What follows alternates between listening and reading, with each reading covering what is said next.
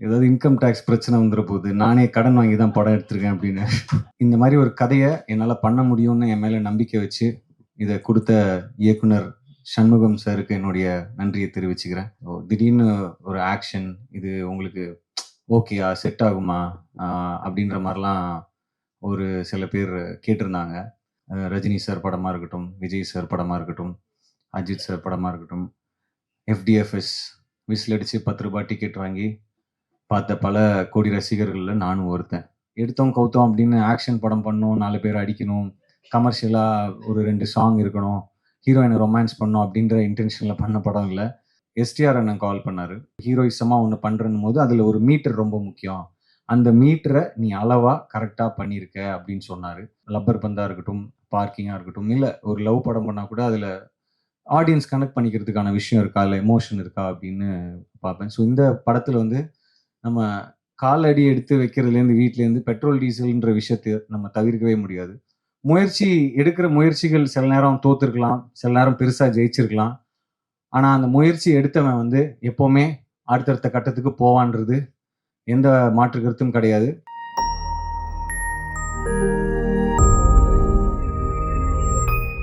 எல்லாம் வல்ல இறைவனுக்கு நன்றி.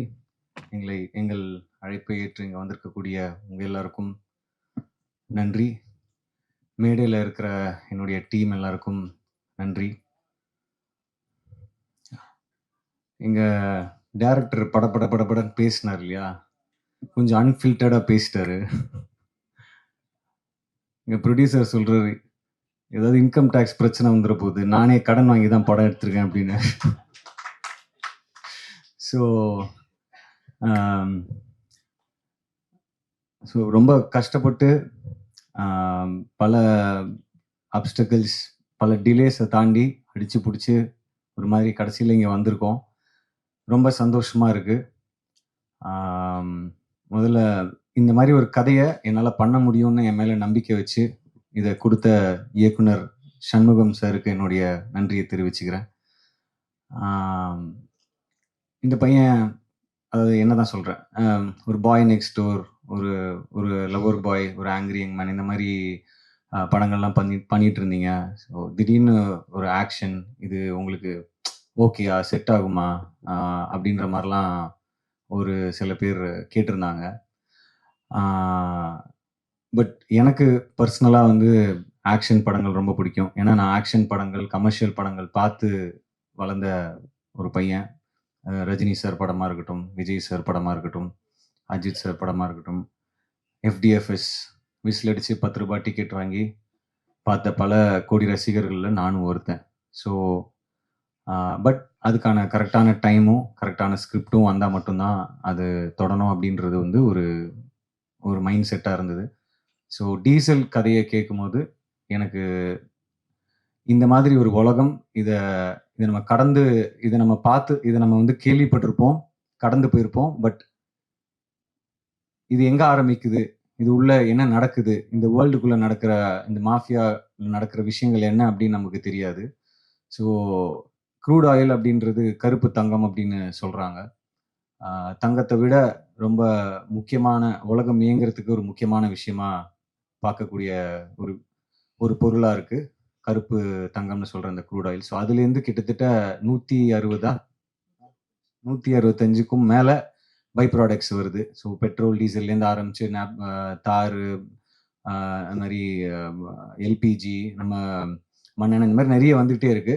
ஸோ இந்த மாரி விஷயங்கள்லாம் டைரக்டர் வந்து இந்த கதைய நரேட் பண்ணும்போது, சொல்லும்போது இந்த வேர்ல்டு ரொம்ப இன்ட்ரஸ்டிங்கா இருந்தது. ஸோ அதனால தான் இந்த படம் பண்ணணுன்ற ஒரு ஆசை இருந்தது. நம்ம எடுத்தோம், கவுத்தோம் அப்படின்னு ஆக்ஷன் படம் பண்ணணும், 4 பேர அடிக்கணும், கமர்ஷியலா ஒரு 2 சாங் இருக்கணும், ஹீரோயின ரொமான்ஸ் பண்ணணும் அப்படின்ற இன்டென்ஷன்ல பண்ண படம் இல்ல. ஆ ஸோ இந்த படம்லாம் ஷூட்லாம் முடிச்சுட்டு இப்போ ரீசென்ட்டா இப்போ ட்ரெய்லர் வந்தது. ஆ எனக்குள்ளேயே ஒரு ஒரு சின்ன சந்தேகம் இருந்தது. சரி உண்மையாவே நம்ம கான்ஃபிடன்ஸோட பண்ணிட்டோம் இந்த படத்த. ஆடியன்ஸ் இத எப்படி பார்க்க போறாங்க? இந்த இந்த புது நான் எடுத்திருக்கிற இந்த இந்த ஆக்ஷன் அவதார எப்படி ரிசீவ் பண்ண போறாங்க? அப்படின்ற ஒரு ஒரு ஒரு சின்ன தயக்கமும், ஒரு சின்ன பயமும் இருந்தது. ட்ரெய்லர் வந்ததுக்கப்புறம் யாரும் பெருசா திட்டல. ஸோ அதுவே ஒரு பெரிய மெரிட்டா எனக்கு ஃபீல் ஆச்சு. அதுக்கப்புறம் முந்தா நேத்து எஸ்டிஆர் அண்ணன் கால் பண்ணாரு. கால் பண்ணிட்டு, "இந்த மாரி ட்ரெய்லர் பார்த்தேன்டா. பெர்ஃபார்மன்ஸ் அது இதெல்லாம் தாண்டி எனக்கு ஒரு விஷயம் ரொம்ப புடிச்சிருந்தது" அப்படின்னு சொன்னாரு. "உன்னுடைய பாடி லாங்குவேஜ் அண்ட் நீ ஒரு ஒரு ஆக்ஷன் ரோல் பண்ற, ஒரு ஹீரோயிசமா ஒண்ணு பண்றன்னும்போது, அதுல ஒரு மீட்டர் ரொம்ப முக்கியம். அந்த மீட்டர நீ அளவா கரெக்ட்டா பண்ணியிருக்க" அப்படின்னு சொன்னாரு. ஸோ, அவருகிட்டேருந்து வரும்போது அது ஒரு ஒரு பெரிய ஒரு ஒரு கான்ஃபிடன்ஸ குடுத்துச்சு. ஏன்னா, இதோட நீ அதிகமா பண்ணனா, ரொம்ப ஜாஸ்தியா இருக்கும். ஏன்னா, நீ இப்ப தான் ஸ்டார்ட் பண்ற. ஆக்ஷன் படங்கள் பண்ண இப்ப தான் ஸ்டார்ட் பண்ற. ஸோ, கரெக்ட்டா இருக்கு அப்படின்ற மாதிரி அவர் சொன்னாரு.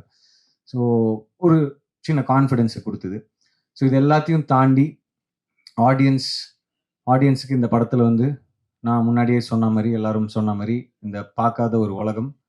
ஆ ஸோ ட்ரெய்லர்ல வந்து நீங்க ஆயில், பெட்ரோல், டீசல் மாஃபியா இத பத்தி தான் மேக்ஸிமம் போர்ட்ரே பண்ணியிருக்கோம் ட்ரெய்லர்ல.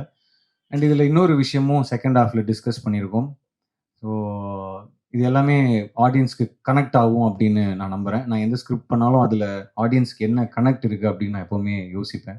ஸோ அது லப்பர் பந்தா இருக்கட்டும், பார்க்கிங்கா இருக்கட்டும், இல்ல ஒரு லவ் படம் பண்ணா கூட அதுல ஆடியன்ஸ் கனெக்ட் பண்ணிக்கிறதுக்கான விஷயம் இருக்கா? இல்ல எமோஷன் இருக்கா? அப்படின்னு பார்ப்பேன். ஸோ இந்த படத்துல வந்து நம்ம காலடி எடுத்து வைக்கிறதுலேருந்து வீட்லேருந்து பெட்ரோல், டீசல்ன்ற விஷயத்த நம்ம தவிர்க்கவே முடியாது.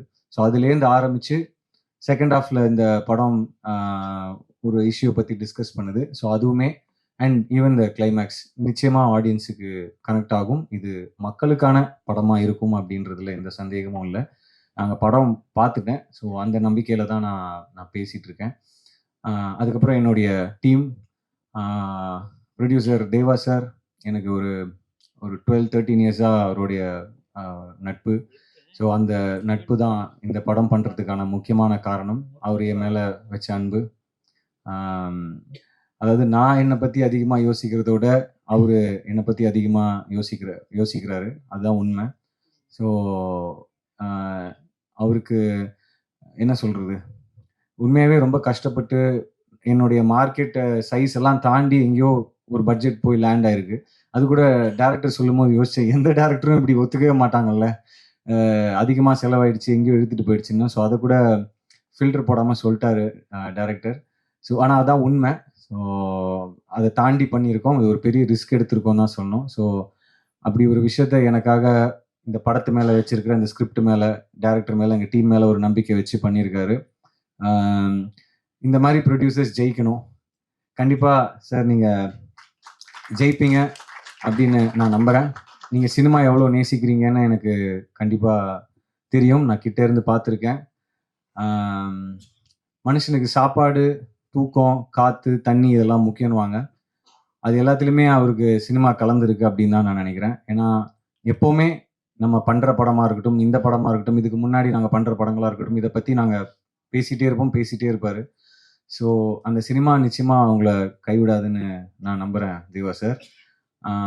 அதுக்கு உதாரணமா இப்போ ஒரு படம் லோகான்னு ஒரு படம் வந்தது. ஸோ, உண்மையாவே அது ஒரு பெரிய கான்ஃபிடன்ஸ குடுத்தது.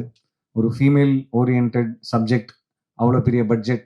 பட் அவங்க அந்த படம் மேல வச்ச நம்பிக்கை, ஆ அந்த அந்த புரொடியூசர் அந்த படம் மேல, அந்த கதை மேல வச்ச நம்பிக்கை, அது வந்து அவங்களுக்கு பல மடங்கு ஈட்டி குடுத்திருக்கு.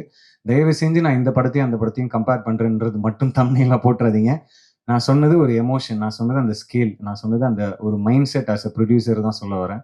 ஸோ, அந்த மாரி நிச்சயமா சார் சினிமா உங்கள நான் சொன்ன மாரி கைவிடாது. அண்ட் ஆடியன்ஸும் ஆ இத வரவேற்பாங்க. இந்த படம் மட்டும் இல்ல, நீங்க அடுத்தடுத்து தயாரிக்க போற மற்ற படங்களுக்கும் சரி.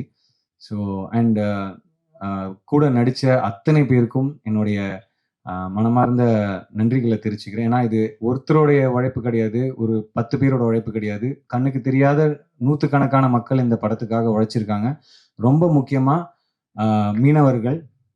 நாங்க கடல்ல வந்து கிட்டத்தட்ட ஒரு 30 நாட்களுக்கு மேல ஷூட் பண்ணோம்.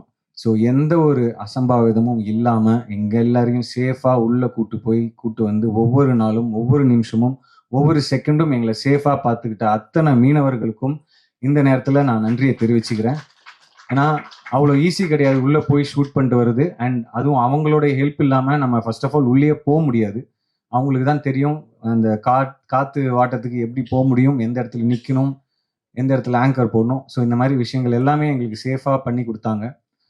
ஸோ அவங்களுக்கு நன்றியை தெரிவிச்சுக்கிறேன். அப்புறம் எடிட்டர், எனக்கு தெரிஞ்சு கடைசி 2 வருஷமா அவருக்கு சிவராத்திரி தான் நினைக்கிறேன். அவரு தூங்கியிருக்காரா, சரியா தூங்குனாரா கூட எனக்கு தெரியல. ஏன்னா எப்போதுமே ஏதாவது ஒரு ஃபுட்டேஜ் வந்துட்டே இருக்கும். அதை எடிட் பண்ணிட்டு இருப்பாங்க. இப்படி வைப்பாங்க, அப்படி வைப்பாங்க, இதை பண்ணுவாங்க, அதை பண்ணுவாங்க. அவ்வளோ ஹார்ட் ஒர்க் போட்டிருக்காரு. அப்புறம் Dibu brother, thank you for beer song, தில்பராஜா, ஆருயிரே, என்டையர் ஆல்பம் அண்ட் ஒரு பயங்கர பவர்ஃபுல்லான ஒரு ரீரெக்கார்டிங் ஸ்கோர் கொடுத்துருக்கீங்க. அண்ட் நான் திபு இப்போ கீழே உட்காந்துருக்கும் போது சொன்னார், இவங்க ஹோஸ்ட் பண்ணவங்க வந்து திபு நைனன் தாமஸ் அப்படின்னு சொல்லும்போது, ஐயோ என் பேரை தப்பா சொல்றாங்க, ப்ரொனவுன்ஸ் தப்பா பண்றாங்க அப்படின்னு சொன்னாரு. ஸோ அப்பதான் நான் சொன்னேன், ப்ரோ ரொம்ப பெருசா இருக்கு ப்ரோ, வேற ஏதாவது ஷார்ட்டா அப்படின்னு. டிஎன்டி நல்லா இருக்கா ப்ரோ அப்படின்னு கேட்டேன். டிஎன்டினா இல்லை ப்ரோ, இந்த டிஎன்டின்னு சொல்லுவாங்களே எக்ஸ்ப்ளோசிவ், அந்த மாதிரி டிஎன்டி அப்படி வச்சுக்கோங்க ப்ரோ அப்படின்னு சொன்னேன். So brother thank you. அப்புறம் கூட நடித்த பிரேமண்ணா, வினய் பிரதர், ஜார்ஜ் அண்ணன், Vivek Prasanna brother, Deena brother, art director ரெம்போன் sir, cameraman Richard sir. Already உங்களை பற்றி சொல்லிட்டாங்க, நீங்கள் புயல் மாதிரி வந்தீங்க சார். ஏன்னா எம்எஸ் பிரபு சார் ஷூட் பண்ணிட்டு இருக்கும்போது அவருக்கு அந்த டேட்ஸ் கிளாஷ் ஆனதுனால ரிச்சர்ட் சார் வந்தாங்க. செம்ம ஃபாஸ்ட்டுங்க, செம்ம ஃபாஸ்ட்டு. அதாவது ஆல்ரெடி டேரக்டர் படப்படான்னு இருப்பார், அதுக்கு மேலே ஃபாஸ்ட்டாக இருந்தார் அவர். ஸோ ஆனால் அது என்ன நம்ம நினச்சோமோ அதை நம்ம அந்த குறிப்பிட்ட டைமில் சூப்பராக எங்களுக்காக ஷூட் பண்ணி கொடுத்ததுக்கு ரொம்ப நன்றி ரிச்சர்ட் சார். அண்ட் எம்எஸ் பிரபு சாருக்கும் இந்த நேரத்தில் நன்றியை தெரிவிச்சுக்கிறேன்.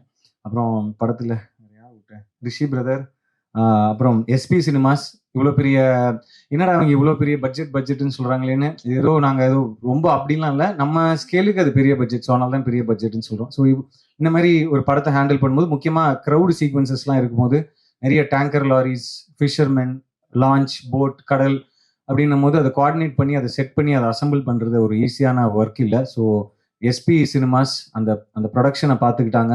எந்த ஒரு கவலையும் இல்லாமல் நாங்கள் தைரியமாக ஷூட் பண்ண முடிஞ்சதுன்னா அதுக்கு காரணம் எஸ்பி சினிமா, சங்கர் சார், அப்புறம் அவங்களுடைய டீம், கிஷோர் சார், ஜெய், இந்த மாதிரி நிறைய பேர் சொல்லணும். நான் டேரக்டர் ஐ திங்க் கிட்டத்தட்ட இந்த எட்டி பார்ப்பாங்கல்ல ஃப்ரேமில், அவரை தவிர எல்லாருக்குமே தேங்க்ஸ் சொல்லிட்டாருன்னு நினைக்கிறேன். ஸோ அவ்வளோ பெரிய லிஸ்ட்டு சொல்லிட்டீங்க. ஸோ அதுதான் இது ஒரு முயற்சி. இந்த படம் ப்ரெஸ், மீடியா, எல்லா படத்துக்கும் எனக்கு பெரிய ஆதரவு கொடுத்துருக்கீங்க. இந்த படத்துக்கும் உங்களுடைய ஆதரவு இருக்கும். இன்னும் ஒரு சில நாட்கள் தான் இருக்குது. ஸோ அந்த நேரத்தில் நம்ம என்ன சொல்லுவோம், இதுக்கு மேலே எல்லாம் அவன் தான் பார்த்துப்பான் அப்படின்ற மாதிரி, இதுக்கு மேலே எல்லாம் நீங்கள் தான் பார்த்துக்கணும். நீங்கள் தான் ஆடியன்ஸ்கிட்ட கொண்டு போய் சேர்க்கணும் இந்த படத்தை. அண்ட் தீபாவளி ரேஸில் வர்றதுக்கு காரணம் என்ன? ஸோ போட்டியாக நினச்சா போட்டி, இல்லை இவங்கெல்லாம் என்ன அப்படின்னு நினச்சாலும் பிரச்சனை இல்லை. 17ஆம் தேதி படம் ரிலீஸ் ஆகுது. ஆடியன்ஸ் கண்டிப்பாக சப்போர்ட் பண்ணுவாங்கன்னு நான் நம்புகிறேன். எனக்கு எப்போவுமே உங்களுடைய அன்பும் ஆதரவும் இருந்திருக்கு. ஸோ அது தொடர்ந்து இருக்கும், இந்த படத்துக்கும் சரி, அடுத்து வர படங்களுக்கும் சரி. அண்ட் நானும் நிச்சயமாக ரொம்ப கான்ஷியஸாக நல்ல படங்கள், நல்ல கதாபாத்திரங்கள் சூஸ் பண்ணி பண்ணணுன்றது தான் என்னோட ஆசை. ஸோ கண்டிப்பாக அதுக்கான இயக்குனர்களும் தயாரிப்பாளர்களும் வருவாங்க. அதான். ஸோ ஒரே ஒரு விஷயம் தான் என்னென்னா, எடுக்கிற முயற்சிகள் சில நேரம் தோற்றுருக்கலாம், சில நேரம் பெருசாக ஜெயிச்சிருக்கலாம். ஆனால் அந்த முயற்சி எடுத்தவன் வந்து எப்போவுமே அடுத்தடுத்த கட்டத்துக்கு போவான்றது எந்த மாற்று கருத்தும் கிடையாது. ஸோ நாங்கள் முயற்சி எடுத்திருக்கோம், முயற்சி எடுப்போம், முயற்சிப்போம், முயற்சிப்பேன். சப்போர்ட் பண்ணுங்க. Thank you for all the love. And sorry, Athulya பற்றி சொல்ல மறந்துட்டேன். நிறைய ஹார்ட் ஒர்க் போட்டிருக்காங்க. She is a very sweet person. ஏன்னா அந்த கடலுக்குள்ளெல்லாம் ஷூட்டிங் பண்ணும்போது நம்ம காலையில் ஒரு 7-8 மணிக்கு போனோம்னா திருப்பி ஒரு 3-4 மணி வரைக்கும் கரைக்கு போக முடியாது. ஸோ அந்த மாதிரி நேரத்தில் ஒரு ரொம்ப கஷ்டமாக இருக்கும். பசங்க நம்ம அட்ஜஸ்ட் பண்ணிக்கலாம், பட் அவங்களுக்கு ரொம்ப கஷ்டமாக இருக்கும். அந்த மாதிரி பல விஷயங்களை அட்ஜஸ்ட் பண்ணிக்கிட்டு ரொம்ப கோஆப்ரேட்டிவாக ஷூட் பண்ணதுலேயும் சரி, ஷூட்டிங் ஸ்பாட்டில் நிறைய சேட்டை பண்ணதுலேயும் சரி, ரொம்ப நான் கொஞ்சம் அப்படியே டென்ஷனாகவே இருப்பேன். ஆனால் கூட இருக்கிறவங்க, தீனா பிரதர், அப்புறம் தங்கதுரை, இவங்கெல்லாம் தான் கொஞ்சம் ஜோக் அடிச்சுட்டு ஜாலியாக கலாய்ச்சிட்டு அப்போ தான் கொஞ்சம் மூடே மாறும். ஏன்னா இவர் நம்மளை படபடப்பாகவே வச்சிருப்பார் இயக்குனர். ஸோ அந்த அயராத உழைப்புக்கு கண்டிப்பாக தீனா பிரதர் சொன்ன மாதிரி கைத்தட்டுற மாதிரி ஒன்று பண்ணுங்க கைத்தட்டுவாங்கன்ற மாதிரி கண்டிப்பாக உங்களுக்கு அந்த கிரெடிட்ஸ் வந்து சேரும்னு நான் நம்புகிறேன் இந்த தீபாவளிக்கு. எல்லார் பற்றியும் சொல்லிட்டேன்னு நினைக்கிறேன். யார் பற்றியாவது மறந்துருந்தேன்னா சாரி. கூட நடித்தவங்க, டெக்னீஷியன்ஸ் எல்லாருக்கும் என்னுடைய டீம், என்னுடைய பர்சனல் டீம் எல்லாருக்குமே நன்றியை தெரிவிச்சுக்கிறேன். மறுபடியும் நீங்கள் எல்லாரும் இங்கே வந்ததுக்கு ரொம்ப ரொம்ப நன்றி. சப்போர்ட் பண்ணுங்க, உங்களுக்கு பிடிக்கும்னு நாங்கள் நம்புகிறோம். எல்லாருக்கும் என்னுடைய அன்பு மட்டுமே. வணக்கம். நேற்று பெங்களூர்ல ப்ரெஸ் மீட் முடிச்சுட்டுனே ஒரு டார்லிங் சொன்னாரு. அதுதான் முக்கியமான விஷயத்த சாரி மறந்துட்டேன். வெற்றிமாறன் சாருக்கு எத்தனை கோடி நன்றிகள் சொன்னாலும் அது பத்தாது. டீம் சார்பாகவும் என் சார்பாகவும் வெற்றி சார், தேங்க்யூ சார். ஏன்னா இந்த படத்துக்கு வாய்ஸ் ஓவர் பேசுறதுக்காக ஒரு முக்கியமான போர்ஷன் இருக்கு. நீங்க இந்த திலீப் ராஜா சாங் நடுவில் பார்த்துருப்பீங்க. ஸோ அது ரொம்ப முக்கியமான ஒரு படத்தை பத்தி ஒரு சுருக்கமா சொல்ற மாதிரியான ஒரு வாய்ஸ் ஓவர். ஸோ அது வந்து வெற்றிமாறன் சார் பேசினா நல்லா இருக்கும், அது ஆடியன்ஸ்க்கு கரெக்டாக போய் சேரும், கனெக்ட் ஆவாங்க அப்படின்ற ஒரு நம்பிக்கையில போய் கேட்டோம். ஸோ வாய்ஸ் ஓவர் பேசுறேன்னு இல்லை, நான் முதல்ல படத்தை பார்க்கணும், அப்புறம் தான் என்னால் வாய்ஸ் ஓவர் பேச முடியும்னு சொல்லிட்டு அவர் நினைச்சிருந்தா ஒரு 1/2 மணி நேரத்தில் அந்த வாய்ஸ் ஓவர் பேசிட்டு அவர் வேலையை பார்த்துட்டு போயிருக்கலாம். ஏன்னா அவரும் அடுத்தடுத்த நிறைய படைப்புகளுக்காக ரெடி ஆகிட்டு இருக்காரு. பட் அவர் டைம் எடுத்து படத்தை பார்த்து சில சஜஷன்ஸ் கொடுத்தாரு.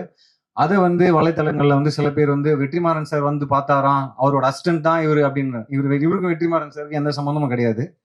உண்மையாவே அவர் மேல இருக்கிற அன்புனாலையும் நம்ம ஆல்ரெடி அவருக்கு பழக்கம் அப்படின்றனாலையும் வந்து வாய்ஸ் ஓவர் பேசி கொடுத்து சில சஜஷன்ஸ் கொடுத்தாரு. Thank you Vetrimaaran sir, we love you sir.